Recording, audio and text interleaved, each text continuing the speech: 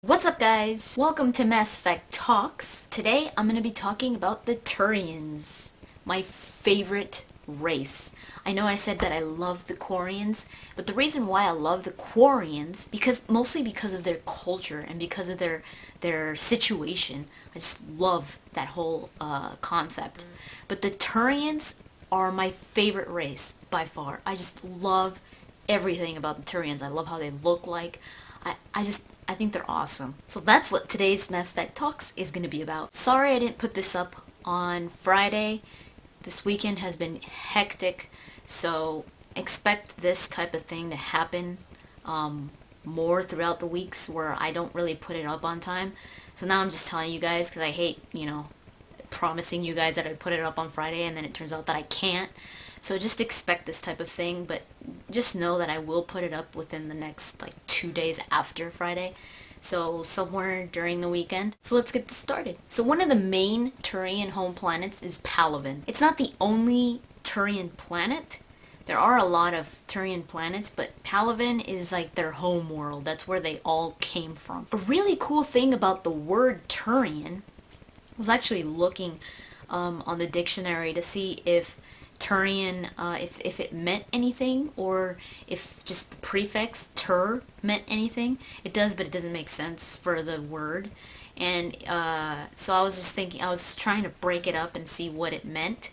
But I actually found out that Turian is based off the word centurion, which I thought was really, really cool.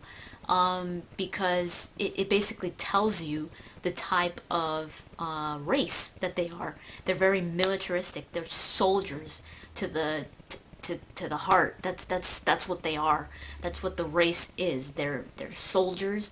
They put others' well-being before theirs. So that's where the word Turian comes from. Palaven is actually based off of the words Palatine Hill from Rome. From way back when in the Roman era, with a little dash of Paladin. Palatine Hill was back in Rome also. It's a landmark for the Roman Empire, for the Roman history. It's where the whole story of Romulus and Remus took place, and it's basically where the whole Roman era started from. It just spread from Palatine Hill. And Paladin, it's also related to Palatine, but it also means like a soldier, like like a knight, like a chivalrous knight. And if you've played other role playing games, a lot of times one of the classes, if you're a warrior, it's a paladin, and the paladins are the ones like the tanks. They're the ones your sword and shield, the ones that take all the hits. So that is also based off the Turian personality. So I guess you already guessed with all this Roman Empire stuff, the Turians are pretty much based off the Roman Empire. Their names sound very Roman, and their personalities. I mean, they're very. They symbolize the Roman soldier. Out of all the Mass Effect races, they are the race that is, like I said, they're the militaristic race. And they're a very disciplined culture, which I find really interesting. And you could see this type of personality in all Turians that you encounter in Mass Effect, which is awesome that they incorporate that in every Turian. Even in Garrus, that Garrus is actually, he says, I'm not a good Turian because he doesn't really act like the Turians do, but you can still see that in him. He's very loyal. He will put anybody else's life before his. If he's a part of a team, he will do whatever he needs to get to accomplish something. And and that's how the Turians are. They accomplish. They never give up on things. There's a saying it goes something like, the day you see a Turian's back is the day he dies. So you will never see a Turian turn his back on a mission or something. They're public servants. All Turians. No matter what age you are, even as a child, you're already thriving to reach this citizenship status in the Turian government, in the Turian lifestyle. And I'll go into this later when I talk about that. But throughout their whole life, they are thinking of service.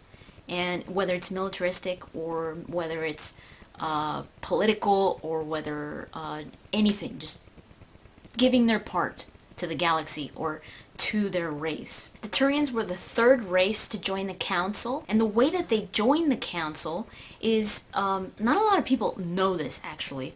They actually confuse things a little bit with the Turians and the Solarians. And this is, I mentioned earlier when I said that I was going to talk about the Turians, I said that I was going to talk about the connection that they have with the Solarians and also the Krogans. The Turians are the ones that set out the genophage against the Krogans. It wasn't the Solarians. A lot of people think that the whole genophage was between the Solarians and the Krogans, and that's not true. It's not. The Solarians do have to do with the genophage, but they weren't the ones that set it out against the Krogans. It was the Turians. The Solarians created the genophage, but they never intended on using it. They just created it to make it like a deterrent, kind of like don't mess with us because we've got this biological weapon. But they weren't going to use it. And the Turians, when they found out that the Solarians had this, they were like, you guys got to give that to us, and we're going to stop these damn Krogans. So the Solarians gave it to the Turians. I mean, they really had no choice because the Turians are such a powerful military that you can't, if they want something, you can't really say no, because they're going to be like, excuse me? I remember in one of the trivia questions in E3, I believe, or PAX, one of the two, one of the guys said something about one of the questions had to do with the genophage, and he said, oh, it was between the Solarians and the Krogans. And David Silverman was like, nope, it's between the Turians and the Krogans. So the whole genophage and the Krogan rebellion was between the Turians and the Krogans, not the Solarians. So this is how the Turians got a seat on the council. With the Krogan rebellions, I'm not going to go into in detail with the Krogan rebellions. I'm going to talk about the Krogan rebellions when I talk about the Krogans. But I will say that in the Krogan rebellions, they basically were getting out of hand. There was too many Krogan in the galaxy, and they were just causing a riot. They were brutes. They were going around and taking over planets and killing people and stuff like that. And there were just too many. So the councils tried everything they could to stop the Krogan or to get rid of them, but they couldn't. And in the council, the only council members during this time were the Asari. The Asari came to the Citadel first, and the Asari, and then the Solarians. The Asari and the Solarians were like, we have to stop the Krogan, and they turned to the Turians. And they turned to the Turians because they were, even during this time, they were the strongest fleet, the strongest military out there. So after they tried everything, they were like, we have to turn to the Turians. So they turned to them and they were like, we need your help. And the Turians were like, yeah, sure. Because that's what they do. That's their service to the galaxy. They got into this war against the Krogan, and the Krogan actually butchered a lot of Turians. So much that some planets, some Turian planets, were like uninhabitable. You couldn't live there anymore. If you do something like this to the Turians, that's like the end of you. You're going down no matter what. Because the Turians, if you strike a blow on them that bad, they will attack you viciously. And they don't destroy an enemy. They don't extinguish them. They cripple a military so bad that military will not be able to ever attack in that magnitude ever again. So that's what they did. They were like, the Krogan are going down for what they did.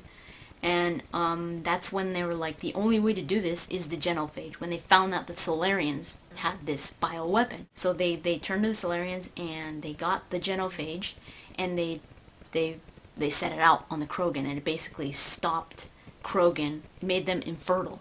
So they couldn't reproduce, because Krogan reproduction is like fast. So they were like reproducing like freaking crazy. And the genophage stopped this. And it made the Krogan suffer a lot. So their numbers started to dwindle, and especially during a war where your Krogans are dying constantly, they couldn't replenish their numbers. And after this, when the Krogans were like, all right, that's it, we give up, the council gave a seat to the Turians. That's when the Turians joined the Citadel Council, because of their service in the Krogan rebellions, and because they were the ones that stopped the Krogans. So Turian biology, I mean, you guys know how Turians look. They're supposed to stand taller than humans. I believe they're supposed to be like over 6 feet tall, but sometimes you can't tell in Mass Effect that they're much taller than humans, just because of the video game, because of the development. It's nothing to do with, oh, this Turian's a little shorter. No, it's because I was watching this video on how they made Garrus and all that, and they were saying that they couldn't make him as tall as he should be, because they go by a body structure that will basically fit every race. You know, besides like the Krogan, they do a lot of tweaks on it, but basically it's the same body structure, like the same size. And then they change it for women, and they change it. That's why you don't really see considerable sizes, different length, heights in Mass Effect, because they go by a template, like a body template that they could just tweak. But when you tweak the size, it just turns into something completely different, because you'd have to like do that for all the other species, and it would just get really complicated. So for it to be easy, they just kept that body template, and all the sizes of all the characters in Mass Effect are pretty much the same size. But the Turian is supposed to be taller than a human. They have 3 fingers. One of them is a thumb, opposable thumb. They have talons, which could rip flesh. So they are a predator race. And especially because of their teeth also. They have really sharp teeth. And they're also extremely fast, just by the way that their legs are structured. The thighs are really thick, but then it goes down to being a little more slender, and their physique is just slender, and they have long limbs. They inhabit everything that a predator basically is. The sharp eyes that pointing forward. So they're kind of like a mixture between like a raptor and a bird. I believe Captain Anderson said once that they looked like that the Turians were almost like the in-between of the evolution between birds and dinosaurs. They give birth to live young, so their babies are living like ours, like humans. They're not like in eggs or anything like birds. They do speak a different language. Now, a lot of species speak different languages in the Mass Effect universe, but you don't hear it because of Omnitools. Omnitools translate languages, because it would be completely complicated for the player. It's much more practical just having them all sound like they're talking in English or whatever other language that you speak, like, Spanish or German or whatever, depending on the country. But you don't hear different species languages because of Omnitools. But if you were to, let's say, turn off your Omnitool, you would be hearing the Turians talking in their own language. So the Omnitool basically makes you hear the translation of what they're saying. So that's why it's almost like the player is also wearing that translation Omnitool. But most of it is just is mostly for practicality. The thing that a lot of people want to see in Mass Effect 3, and I believe BioWare already confirmed that they were going to be showing this, was a female Turian. Female Turians haven't come out in any of the games. One of the developers said just basically because, you know, it was kind of complicated to have to distinguish the differences between male and female, so they just kept it with no females. The only place so far where a female Turian is shown is in the Evolution comics, the one with about the elusive man. You do see a Turian, a female Turian in that one. And the only difference, the biggest difference, they look pretty much the same as the males. The biggest difference is they don't have the crest. You know that long thing that sticks out on the males? They don't have that. They have the plates going back, but then they end like right here. So back here is just like leather skin. It's weird. They look weird. I don't like how the females look. It's like, even in reality, a lot of times the male in certain species looks way better than the female, like say the peacock.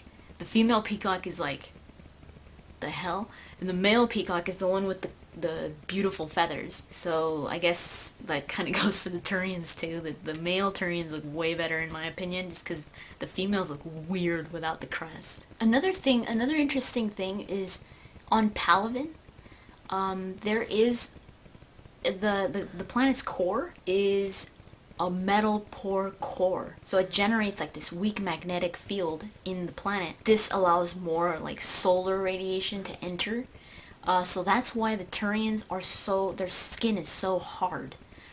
Because it's the radiation, because of the radiation in the planet, their skin protects them from it.